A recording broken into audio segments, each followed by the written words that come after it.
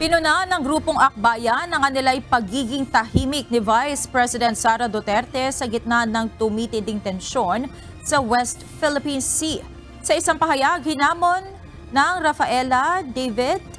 ni Rafaela David, pinuno ng Akbayan, si VP Sara na magsalita at ihayag ang kanyang posisyon sa issue ng pinagtatalunang teritoryo ng China at ng Pilipinas.